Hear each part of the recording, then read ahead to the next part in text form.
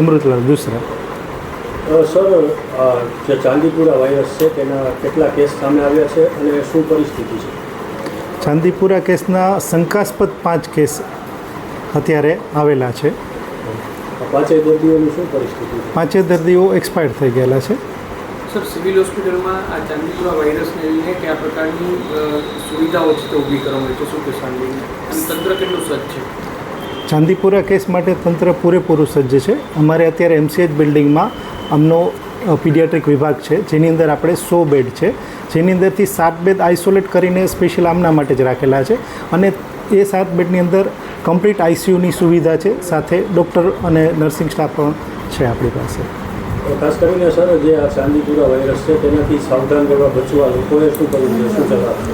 Chandipura virus છે એ Saint ફ્લાયથી થતો રોગ છે. એનું વાહક જે છે ને સેન્ટ ફ્લાય છે. તો ઘરની અંદર જેટલી તિરાડો હોય એ તિરાડો બૂરી દેવી જોઈએ.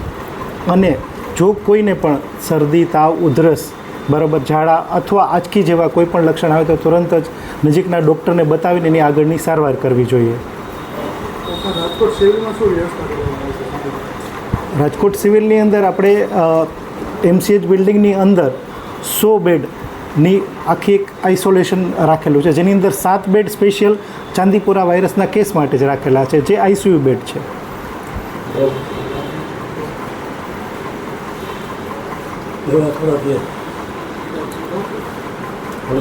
તમે એવું કીધું કે હા આવી જવાનું